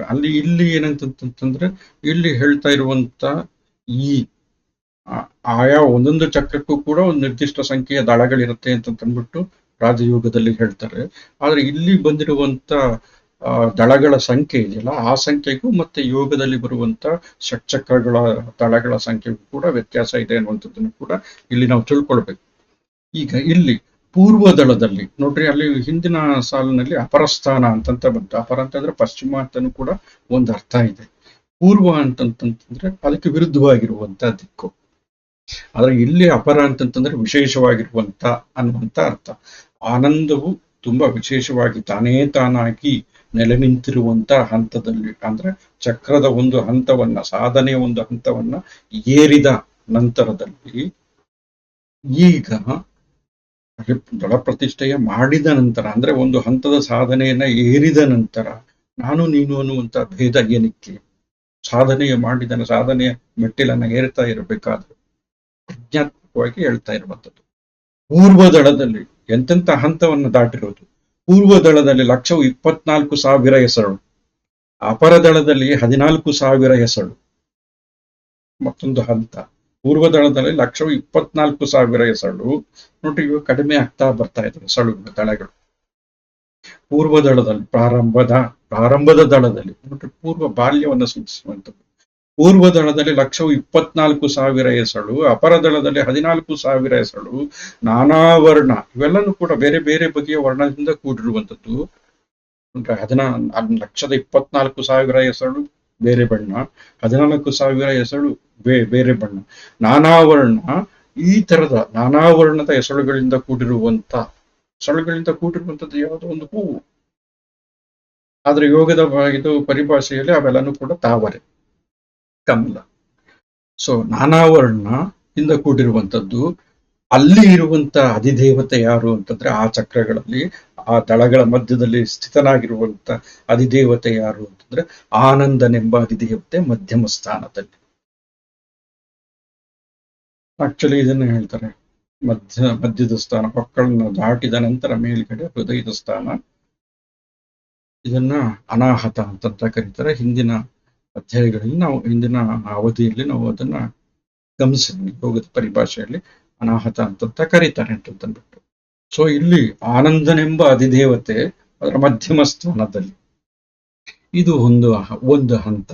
ನಂತರ ಸಿದ್ಧ ಸಂಯೋಗವೆಂಬ ಸರೋವರದಲ್ಲಿ, ಅದಕ್ಕಿಂತ ಉನ್ನತವಾಗಿರುವಂತ ಹಂತದಲ್ಲಿ, ಅಲ್ಲಿ ಸಿದ್ಧ ಸಂಯೋಗವೆಂಬ ಸರೋವರದಲ್ಲಿ, ಅಂದ್ರೆ ಸಿದ್ಧಿ ಅನ್ನುವಂಥದ್ದು ಸಂಯೋಗವಾಗಿರುವಂಥದ್ದು ಅಥವಾ ಸಿದ್ಧತ್ವವನ್ನ ಪಡೆದಿರುವಂಥದ್ದು. ಆ ಸಿದ್ಧತ್ವದ ಸಂಯೋಗ ಆಗಿರುವಂತ ಸರೋವರ. ಇದೊಂದು ರೂಪಕರ ಲೆಕ್ಕದಲ್ಲಿ ತೆಗೆದುಕೊಳ್ಬೇಕಾಗತ್ತೆ. ಸಿದ್ಧತ್ವವನ್ನ ಸಾಧಿಸಿರುವಂತಹ ಈ ಇನ್ನೊಂದು ಸರೋವರದಲ್ಲಿ ವೈನ್ಯ ಎಂಬ ಕೊಳಂಗಳು, ಇಲ್ಲಿ ವೈನ್ಯ ಅಂತಂತ ಹೇಳಲಾಗಿದೆ, ಕನ್ನಡದಲ್ಲಿ ವೈನ್ಯ ಅಂತಂತ ಹೇಳಲಾಗಿದೆ. ಸಂಸ್ಕೃತದ ವ್ಯಾನ ಅನ್ನುವಂತ ಪದದಿಂದ. ವ್ಯಾನ ಅಂತಂತಂದ್ರೆ ಉಸಿರಿನ ಬೇರೆ ಬೇರೆ ಹಂತಗಳು, ಆ ಬೇರೆ ಬೇರೆ ರೀತಿ. ಪ್ರಾಣ ಅಂತಂತ ಕರೀತಾರೆ. ಪ್ರಾಣ, ಅಪಾನ, ವ್ಯಾನ ಇತ್ಯಾದಿ. ಉದಾನ ಅಂತಂತ ಕರೀತಾರೆ. ಪ್ರಾಣ, ಅಪಾನ, ವ್ಯಾನ, ಉದಾನ ಇತ್ಯಾದಿ ಆಗಿರುವಂಥದ್ದು. ಇವೆಲ್ಲನೂ ಕೂಡ ಉಸಿರಿನ ಒಂದೊಂದು ರೀತಿ ಇತ್ತು. ಯೋಗದ ಹಂತದಲ್ಲಿ ನಿರ್ದಿಷ್ಟ ರೀತಿಯ ಉಸಿರನ್ನ ಆಕ್ಚುಲಿ ತೆಗೆದುಕೊಳ್ಳುವಂಥದ್ದು, ಸ್ತಂಭಿಸುವಂಥದ್ದು ಮತ್ತೆ ಬಿಡುವಂಥದ್ದು. ಅದನ್ನ ಪೂರಕ ಅಂತಂತ ಕರೀತಾರೆ, ರೇಚಕ ಅಂತ ಕರೀತಾರೆ, ಸ್ತಂಭನ ಅಂತಂತನೂ ಕೂಡ ಕರೀತಾರೆ. ಈ ರೀತಿ ಅಂದ್ರೆ ಇದು ಯೋಗದಲ್ಲಿ ಪ್ರಾಣವನ್ನ ನಿಯಂತ್ರಿಸಬೇಕು ಅನ್ನುವಂಥದ್ದು. ಇದನ್ನೇ ಪ್ರಾಣಾಯಾಮ ಅಂತ ಕರೀತಾರೆ. ಇದ್ರ ಮುಖಾಂತರ ಸಾಧಿಸುವಂಥದ್ದು ಏನು ಅಂತಂದ್ರೆ ಸಿದ್ಧಿ ಅಂತಂದ್ಬಿಟ್ಟು. ಯಾವುದನ್ನ ಸಿದ್ಧಿಸ್ಕೊಳ್ಬೇಕು, ಯಾವುದನ್ನ ಸಿದ್ಧಿಸ್ಕೊಳ್ಬೇಕಾಗಿದೆಯೋ ಅದು. ಈಗ ಯಾವುದನ್ನ ಸಿದ್ಧಿಸ್ಕೊಳ್ಬೇಕು ಅಂತಂದ್ಬಿಟ್ಟು ಈಗ ನಾವು ಹೇಳೋದಕ್ಕಾಗೋದಿಲ್ಲ. ಸಿದ್ಧಿಯನ್ನ ಅಂದ್ರೆ ಅಷ್ಟಸಿದ್ಧಿಗಳು ಅಂತಂತ ಕರೀತಾರಲ್ಲ, ಅಷ್ಟಸಿದ್ಧಿಗಳು ಅತ್ಯಂತ ಕ್ಷುಲ್ಲಕ ಅಂತಂತ ಹೇಳ್ತಾರೆ. ಆದ್ರೆ ಅದನ್ನ ಮೀರಿದಂತ ಸಾಧನೆಯನ್ನ ಸಿದ್ಧಿಸ್ಕೊಳ್ಬೇಕು ಅಂತಂದ್ಬಿಟ್ಟು. ಸೊ ಈ ಸಿದ್ಧ ಸಂಯೋಗ ಅನ್ನುವಂತ ಸರೋವರದಲ್ಲಿ, ಅಂದ್ರೆ ಈ ಸಂಯೋಗ ಆಗತ್ತೆ, ಇಲ್ಲಿ ಸಿದ್ಧ ಆಗತ್ತೆ ಈ ಸರೋವರದಲ್ಲಿ. ಅಲ್ಲಿ ವೈನ್ಯ ಎಂಬ ಕೊಳಗಳಿದಾವೆ. ಈ ಸರೋವರದಲ್ಲಿ ವೈನ್ಯ ಎಂಬ ಮತ್ತೆ ಕೊಳಗಳಿದೆ. ಈ ಸರೋವರ ಸಿದ್ಧತ್ವ ಸಂಯೋಗ ಆಗುವಂತ ಈ ಸರೋವರದಲ್ಲಿ ವೈನ್ಯ ಎಂಬ ಕೊಳಗಳಿದೆ. ಅಂದ್ರೆ ಉಸಿರಿನ ನಿಯಂತ್ರಣದಿಂದ ಉಂಟಾಗುವಂತಹ ಬೇರೆ ಬೇರೆ ರೀತಿಯ ಪರಿಣಾಮಗಳು, ಅದನ್ನ ಕೊಳಗಳು ಅಂತಂತ ಹೇಳಲಾಗ್ತಾ ಇದೆ. ಬೇರೆ ಬೇರೆ ರೀತಿಯ ಸಾಧನೆಗಳು ಈ ಕೊಳದಲ್ಲಿ ನೋಡ್ರಿ, ಸರೋವರ ಮತ್ತೆ ಕೊಳದಲ್ಲಿ ಏನಾಗ್ತವೆ ಅಂತಂದ್ರೆ ದಳಗಳು ಅರಳುತ್ತವೆ. ಒಂದೊಂದು ದಳಗಳು ಅರಳುವಂಥದ್ದು ಕೂಡ ಒಂದೊಂದು ಚಕ್ರವನ್ನು ದಾಟುವಂಥದ್ದು, ಸಾಧನೆಯ ಒಂದೊಂದು ಮೆಟ್ಟಿಲನ್ನ, ಒಂದೊಂದು ಸ್ತರವನ್ನ ಏರುವಂಥದ್ದು ಅಂತಂತಾನೆ ಅರ್ಥ.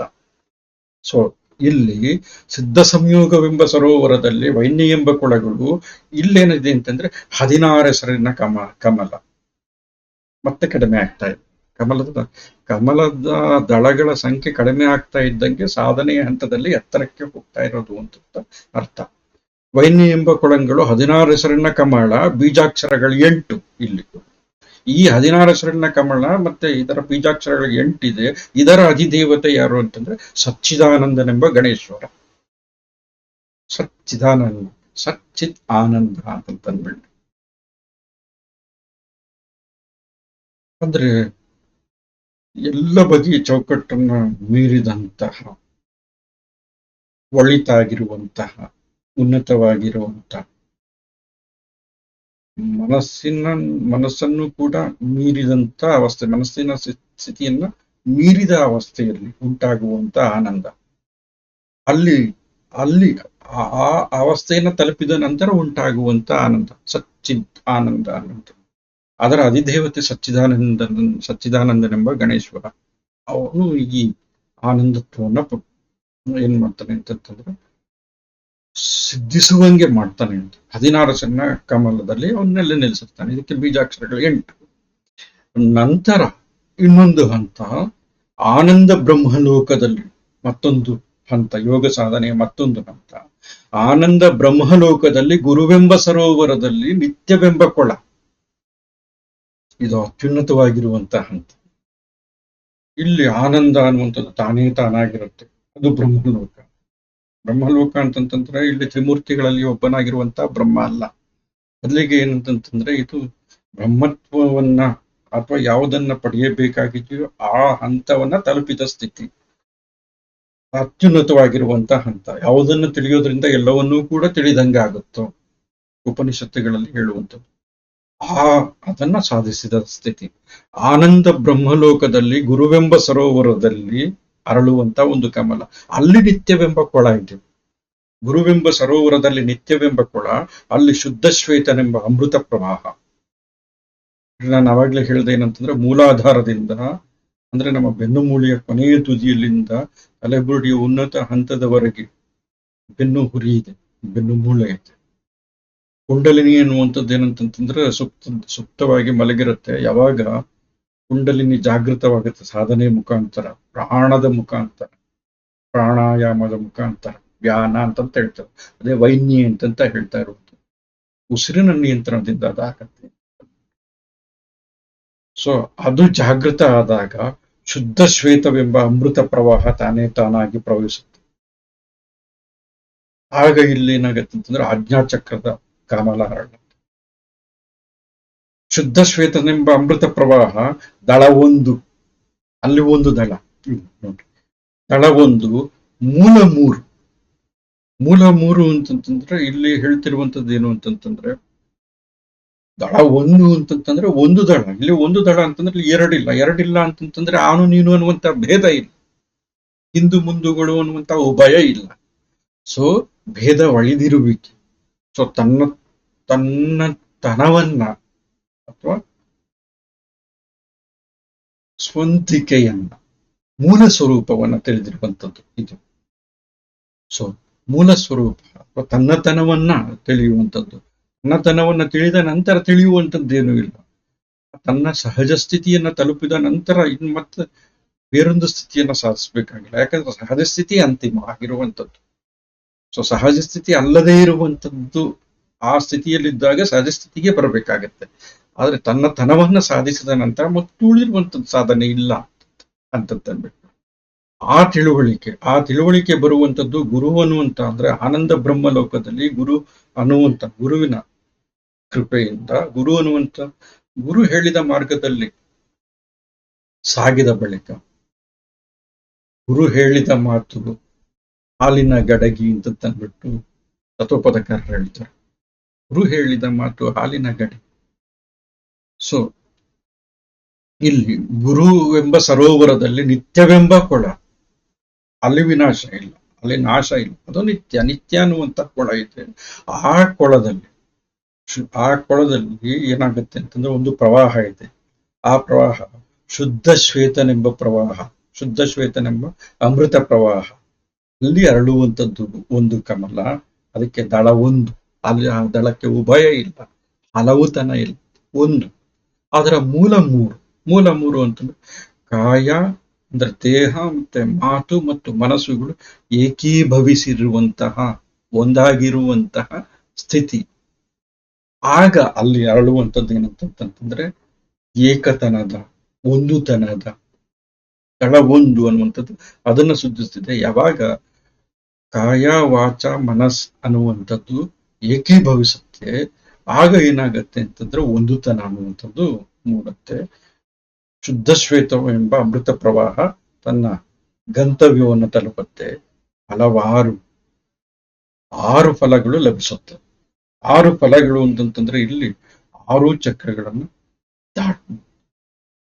ಮೂಲಾಧಾರದಿಂದ ಆಜ್ಞಾಚಕ್ರದವರೆಗೆ, ಮೂಲಾಧಾರ ಚಕ್ರದಿಂದ ಆಜ್ಞಾಚಕ್ರದವರೆಗೆ ಹೋಗಿ ತಲುಪುವಂಥದ್ದು ತನ್ನ ಸಹಜ ಸ್ಥಿತಿಯನ್ನ, ತನ್ನ ಸಹಜ ನೆಲೆಯನ್ನ, ತನ್ನ ಸ್ವಸ್ಥಾನಕ್ಕೆ ತಲುಪಿ ಸ್ಥಿತನಾಗುವಂಥದ್ದು. ಇಲ್ಲಿ ಕಪಿಲ ಸಿದ್ಧ ಮಲ್ಲಿಕಾರ್ಜುನನೆಂಬ ಅಧಿದೇವತೆ, ಆ ಅಧಿದೇವತೆ ಯಾರು ಅಂತಂದ್ರೆ ತಾನೇ ಆಗಿರು. ಇಲ್ಲಿ ಹಿಂದೂ ಮುಂದು ಅನ್ನುವಂತಹ ಭೇದ ಇಲ್ಲ, ನಾನು ನೀನು ಅನ್ನುವಂತ ಉಭಯತನವಿಲ್ಲ. ಕಪಿಲ ಸಿದ್ಧ ಮಲ್ಲಿಕಾರ್ಜುನ ತನವನ್ನ ಪಡೆಯುವಂಥದ್ದಿದೆಯಲ್ಲ, ಇದು ಸಾಧನೆಯ ಕೊನೆಯ ಹಂತ. ಆ ಹಂತವನ್ನ ತಲುಪುವುದಕ್ಕೆ ಈ ತರದ ಸಾಧನೆ ಅಂತಂದ್ರೆ ಆನಂದ ಬ್ರಹ್ಮಲೋಕವನ್ನ ತಲುಪಬೇಕು, ಗುರುವಿನ ಮಾತನ್ನ ಕೇಳಬೇಕು, ಗುರುವಿನ ಆ ಗುರು ಅನ್ನುವಂತ ಸರೋವರದಲ್ಲಿ ನಿತ್ಯವೆಂಬ ಶಾಶ್ವತವಾಗಿರುವಂತ ಶಾಶ್ವತ ತನವನ್ನ ಸಾಧಿಸುವಂತ ಕುಳ ಇದೆ. ಅಲ್ಲಿ ಶುದ್ಧ ಶ್ವೇತವೆಂಬ ಅಮೃತ ಪ್ರವಾಹ ಅಲ್ಲಿ ಹೋಗಿ ತಲುಪಿದ ತಕ್ಷಣ ಏನಾಗತ್ತೆ ಅಂತಂದ್ರೆ ಒಂದು ದಳದ ಕಮಲ ಅರಳುತ್ತೆ. ಅದು 3 ಮೂಲವನ್ನು ಹೊಂದಿದೆ. 3 ಮೂಲಗಳು ಏಕೀಭವಿಸಿದ ಕಾರಣದಿಂದ ಅರಳುವಂತ ಕಮಲ, ಅದರಿಂದ ದೊರಕುವಂತ ಫಲ 6 ಇದೆ. ಆ 6 ಕೊನೆಯ ಘಟ್ಟವನ್ನು ತಲುಪಿದಾಗ ಸಿಗುವಂತ ಫಲ, ಅಲ್ಲಿ ತಾನೇ ತಾನಾಗಿ ತನ್ನ ಸಹಜ ಸ್ಥಿತಿಯನ್ನ, ಕಪಿಲ ಸಿದ್ಧ ಮಲ್ಲಿಕಾರ್ಜುನತ್ವದ ಸ್ಥಿತಿಯನ್ನ ಗುರುತಿಸಿಕೊಳ್ಳುವಂತ ಒಂದು ಸ್ಥಿತಿ. ಈ ಸ್ಥಿತಿಯನ್ನ ತಲುಪಿರುವಂಥದ್ದು ಅದ್ಭುತವಾಗಿರುವಂತ ವಚನ. ಅಂದ್ರೆ ಇದಕ್ಕೆ ಯೋಗದ ಪರಿಭಾಷೆಗಳ ತಿಳುವಳಿಕೆ ಬೇಕಾಗುತ್ತೆ. ಮತ್ತೆ ಒಂದು ಹಂತದ ಸಾಧನೆಯನ್ನು ಕೂಡ ಬೇಕಾಗತ್ತೆ. ನಮಗೆ ಲಭಿಸುವಂಥದ್ದು ಈ ರೀತಿ ಸಿದ್ಧರಾಮ ಯಾವ ಅರ್ಥದಲ್ಲಿ ಹೇಳಿದರೂ ನಮಗೆ ಗೊತ್ತಿಲ್ಲ. ಆದ್ರೆ ನಮಗೆ ದಕ್ಕಿರುವಂತ, ಅಂದ್ರೆ ನನಗೆ ವೈಯಕ್ತಿಕವಾಗಿ ದಕ್ಕಿರುವಂತ ರೀತಿ ಇದು. ಓದುಗರಿಗೆ, ಬೇರೆ ಓದುಗರಿಗೆ ದಕ್ಕುವಂತ ರೀತಿ ಬೇರೆ ಬೇರೆದಾಗಿರ್ಬೋದು.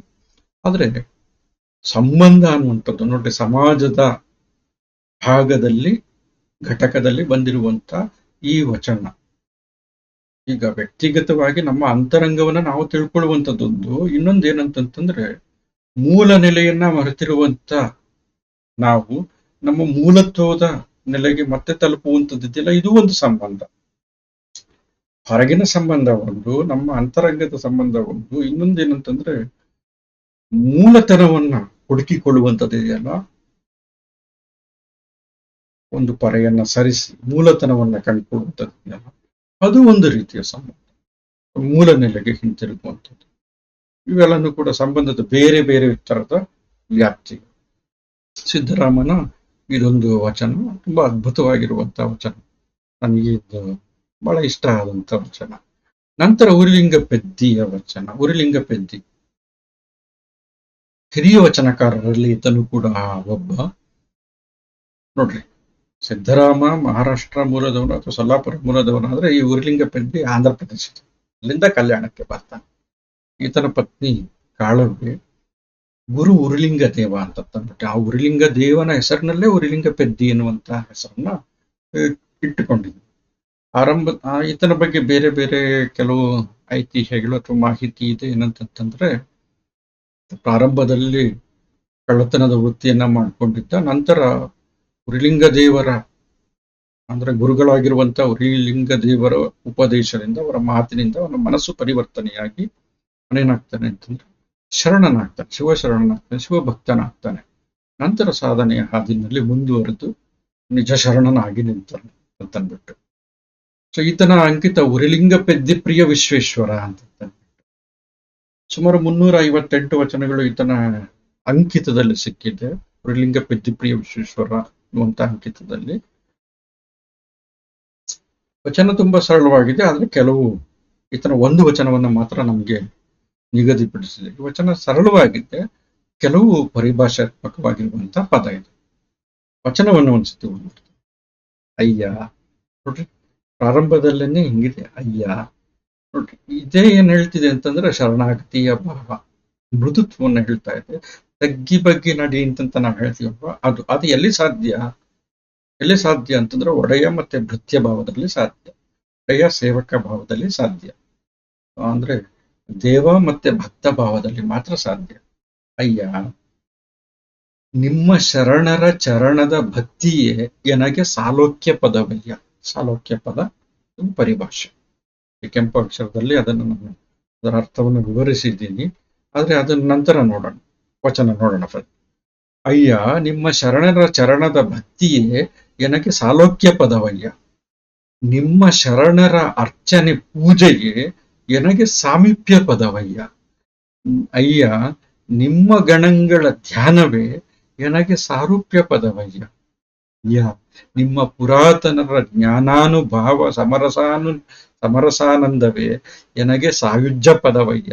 ಇಂತೀ ಚತುರ್ವಿಧ ಪದಂಗಳನ್ನಲ್ಲದೆ ಅನ್ಯವ ನಾನರಿಯನಯ್ಯ. ಉರಿಲಿಂಗ ಪೆದ್ದಿಪ್ರಿಯ ವಿಶ್ವೇಶ್ವರ.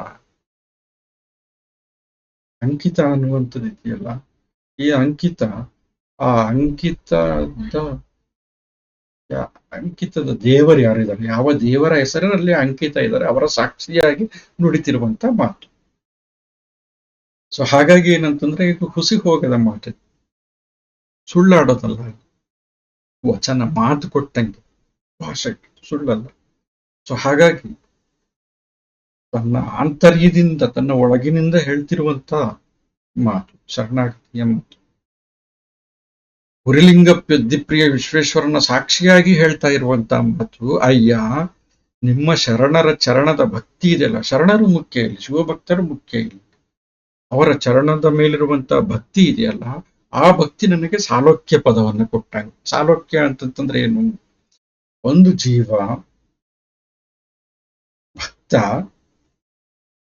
ದೇವನ ಸಾಮೀಪ್ಯಕ್ಕೆ ಬಂದು, ಅಂದ್ರೆ ದೇವನ ಸನ್ನಿಧಿಗೆ ಬಂದು ಆ ದೇವನನ್ನ ಅವಲೋಕಿಸುವಂಥದ್ದು, ನೋಡುದು, ದೇವನನ್ನ ಅತ್ಯಂತ ಪ್ರೀತಿಯಿಂದ ನೋಡುವಂಥದ್ದು, ಇದನ್ನ ಸಾಲೋಕ್ಯ ಅಂತ. ಅವನ ಲೋಕಕ್ಕೆ ಹೋಗಿ ನೋಡುವಂಥದ್ದು, ಹತ್ತಿರ ಹೋಗಿ ನೋಡುವಂಥದ್ದು. ಈ ಪದವಿ ಸಿಕ್ಕಂಗೆ ನಿಮ್ಮ ಶರಣರ ಚರಣದ ಭಕ್ತಿ, ನಿಮ್ಮ ಶರಣರ ಚರಣದ ಭಕ್ತಿ ಇದೊಂದು ಸಿಕ್ಕು ಬಿಟ್ರೆ ನನಗೆ ನಿಮ್ಮನ್ನು ಬಂದು ಕಂಡಂತ ಪದವಿ ಸಿಕ್ಕಂಗೆ.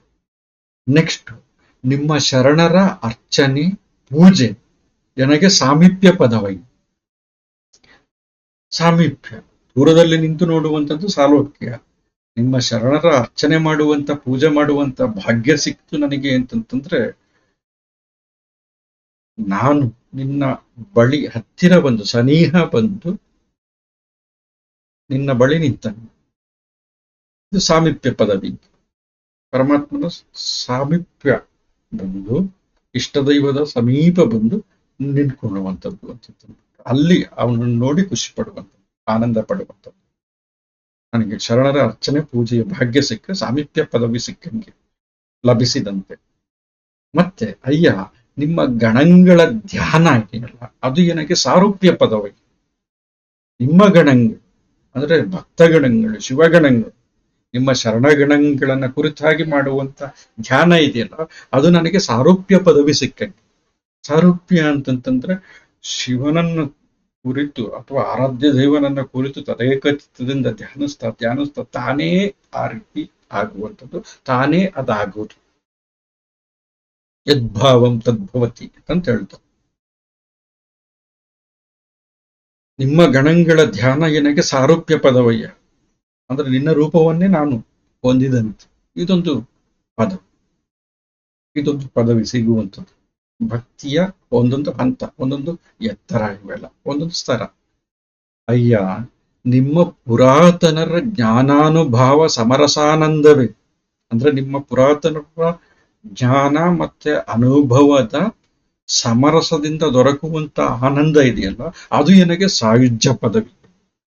ಸಾಯುಜ್ಯ ಪದವಿ, ಸಾಯುಜ್ಯ ಪದವಿ ಅಂತಂತಂದ್ರೆ ಇಲ್ಲಿ ಸಾರೂಪ್ಯಕ್ಕೂ ಸಾಯುಜ್ಯಕ್ಕೂ ಒಂದು ವ್ಯತ್ಯಾಸ ಏನಂತಂತಂದ್ರೆ, ಸಾರೂಪ್ಯದಲ್ಲಿ ಏನಂತಂದ್ರೆ ಅದೇ ರೂಪವನ್ನ ತಾಳುವಂಥದ್ದು, ಅದೇಕ ಚಿತ್ತದಿಂದ ಉರಿಲಿಂಗ ಪೆದ್ದಿಪ್ರಿಯ ವಿಶ್ವೇಶ್ವರನ್ನ ಸ್ಮರಿಸುತ್ತಾ ಅದೇ ರೂಪವನ್ನ ತಾಳುವಂಥದ್ದು ಸಾರೂಪ್ಯವಾದ್ರೆ, ಆ ಉರಿಲಿಂಗ ಪೆದ್ದಿಪ್ರಿಯ ವಿಶ್ವೇಶ್ವರನ್ನ ಸ್ಮರಿಸಿ ಯಾವುದರ ಮುಖಾಂತರ? ಪುರಾತನರ ಜ್ಞಾನ ಅನುಭವ ಮತ್ತೆ ಸಮರಸದ ಆನಂದದ ಅನುಸಂಧಾನದ ಮುಖಾಂತರ. ಹಂಗೆ ಧ್ಯಾನಿಸಿದಾಗ ಆಗ ದೊರಕುವಂಥದ್ದು ಸಾಯುಜ್ಯ ಪದವಿ. ಆ ಸಾಯುಜ್ಯ ಪದವಿ ಅಂತಂದ್ರೆ ಉರಿಲಿಂಗ ಪೆದ್ದಿಪ್ರಿಯ ವಿಶ್ವೇಶ್ವರನಲ್ಲಿ ಒಂದಾಗುವಂಥದ್ದು. ಇಂತಿ ಚತುರ್ವಿಧ ಪದಗಳನ್ನಲ್ಲದೆ ನನಗೆ ನಾನು ಬಯಸುವಂಥದ್ದು ಈ 4 ವಿಧದ ಪದವಿ. ಅಂದ್ರೆ ಶರಣರ ಚರಣದ ಮೇಲೆ ನನ್ನ ಭಕ್ತಿ ನಿರಂತರವಾಗಿರಲಿ, ಶರಣರ ಅರ್ಚನೆ ಮತ್ತೆ ಪೂಜೆ ಮಾಡುವಂತ ಸೌಭಾಗ್ಯ ನನಗೆ ದೊರೀತಾ ಇರಲಿ. ನಿಮ್ಮ ಶರಣಗಣಗಳ ಧ್ಯಾನ ಮಾಡುವಂತ ಅವಕಾಶ ಯಾವತ್ತೂ ಕೂಡ ದೊರೀಲಿ. ಆಮೇಲೆ ನಿಮ್ಮ ಶರಣರ ತಿಳುವಳಿಕೆ ಅಥವಾ ಜ್ಞಾನ ಅಥವಾ ಅನುಭವ ಇದೆಯಲ್ಲ, ಅದನ್ನ ಅನುಭವಿಸುವಂತ ಒಂದು ಭಾಗ್ಯ, ಅದರ ಅನುಸಂಧಾನ ಮಾಡ್ತಾ ಆ ಆನಂದದಲ್ಲಿ ಮೈಮರೆಯುವಂತ ಭಾಗ್ಯ ನನ್ನದಾಗಲಿ. ಈ 4 ವಿಧದ ಪದವಿಗಳಲ್ಲದೆ ಬೇರೆ ಇನ್ನೇನನ್ನೂ ಕೂಡ ನಾನು ಬಯಸಿ, ಇನ್ನೇನು ಕೂಡ ನನಗೆ ಗೊತ್ತಿಲ್ಲ. ಈ 4 ನನ್ನ ಕೊಟ್ಬಿಡು. ಅನ್ಯವ ನಾನರಿಯೇನಯ್ಯ ಉರಿಲಿಂಗ ಪೆದ್ದಿ ಪ್ರಿಯ ವಿಶ್ವೇಶ್ವರ. ಇದು ಭಕ್ತನ ಮಾತು.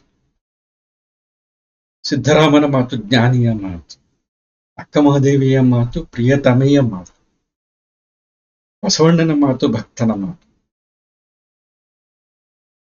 ಚನ್ನಬಸವಣ್ಣನ ಮಾತು ಪಂಡಿತನ ಮಾತು ಅಥವಾ ಆಗಮಿಕನ ಮಾತು.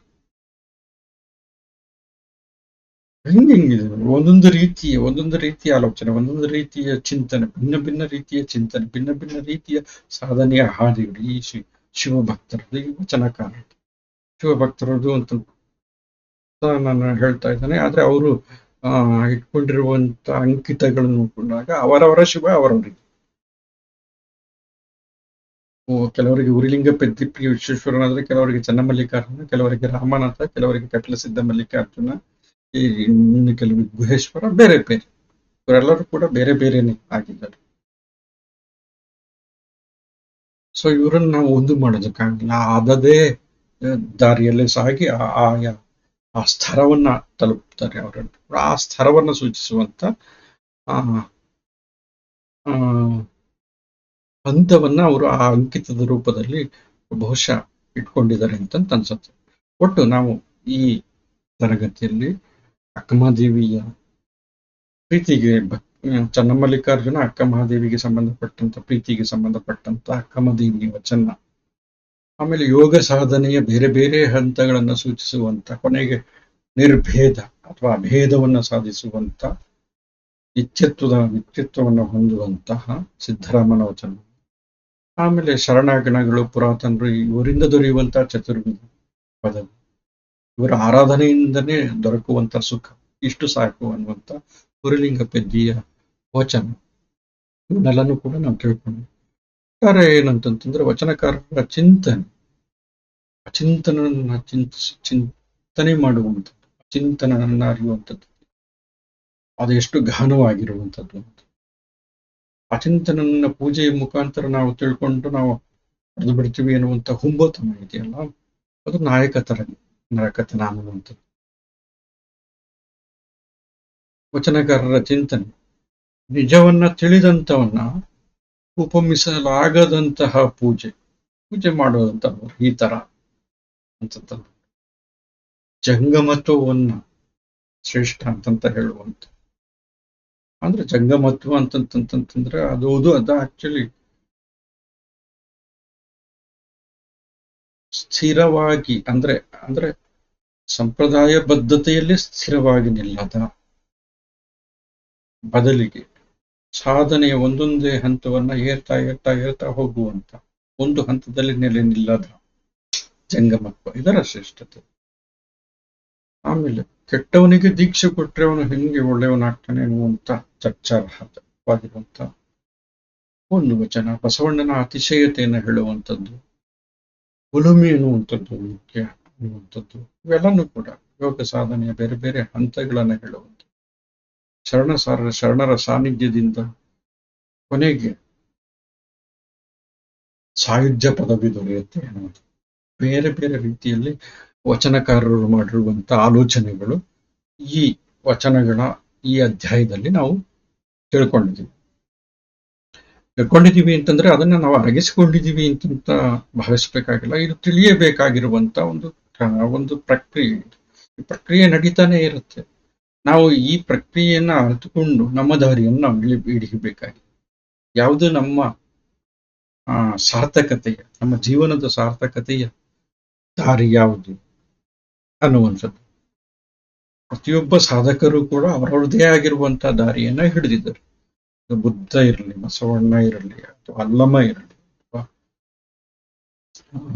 ಇನ್ನಿತರೆ ಸಾಧಕರ ಅಕ್ಕಮಹಾದೇವಿ ಇರಲಿ, ಅಥವಾ ಆ, ಮಾದಾರ ಚೆನ್ನ ಇರಲಿ, ಅಥವಾ ಶಿಶುನಾಳ ಶರೀಫ ಇರಲಿ, ಬೇರೆ ಬೇರೆ ಆಧುನಿಕ ಸಂದರ್ಭ ನ್ಯೂಟನ್ ಇರಲಿ, ಆಲ್ಬರ್ಟ್ ಐನ್ಸ್ಟೈನ್ ಇರಲಿ, ಸ್ಟೀಫನ್ ಹಾಕಿಂಗ್ ಇರಲಿ, ಅಬ್ದುಲ್ ಕಲಾಂ ಇರಲಿ, ಸುನೀತಾ ವಿಲಿಯಮ್ಸ್ ಇರಲಿ, ಶುಭಾಂಶು ಶುಕ್ಲ ಇರಲಿ, ಒಬ್ಬೊಬ್ರು ಒಂದೊಂದು ತರದ ಗುರಿಯನ್ನು ಇಟ್ಕೊಂಡು ಜೀವನದಲ್ಲಿ ಅವರವರ ಸಾರ್ಥಕ್ಯವನ್ನ ಕೊಂಡುಕೊಂಡಿರುವಂಥವ್ರು. ಸೊ ಈ ಸಾಧನೆ ಅನ್ನುವಂಥದ್ದು ಪ್ರಕ್ರಿಯೆ ಆಗಿರುತ್ತೆ. ಈ ಪ್ರಕ್ರಿಯೆ ನಿರಂತರ. ಸೊ ನಮ್ಮ ಸಾಧನೆ ಅಥವಾ ನಾವು ಸಾಗ್ಬೇಕಾಗಿರುವಂತ ಹಾದಿ ಯಾವುದು, ಇದಕ್ಕೆ ಏನಂತಂತಂದ್ರೆ ಒಂದು ಸನ್ನಿಗೋಲಾಗಿ ವಚನಕಾರರು ನಿಲ್ತಾರೆ. ಬದುಕಬೇಕಾಗಿರುವಂತಹ ಕ್ರಮ ಯಾವುದು, ಅದು ಸಾಗ್ಬೇಕಾಗಿರುವಂತಹ ಹಾದಿ ಯಾವುದು, ತಲುಪಬೇಕಾಗಿರುವಂತಹ ಗಂತವ್ಯ ಯಾವುದು ಅನ್ನುವಂಥದ್ದನ್ನ ವಚನಕಾರರು ಹೇಳಿಕೊಡ್ತಾರೆ. ಅದನ್ನ ಕಲಿಯುವಂತ ಪ್ರಯತ್ನವನ್ನ ನಾವು ಮಾಡಬೇಕಾಗಿದೆ ಅನ್ನುವಂಥದ್ದು. ಇಷ್ಟು ಹೇಳಿ ನಾನು ಇಲ್ಲಿಗೆ ವಿರಾಮವನ್ನು ಹೇಳ್ತೀನಿ. ಎಲ್ಲರಿಗೂ ಕೂಡ ನಮಸ್ಕಾರ.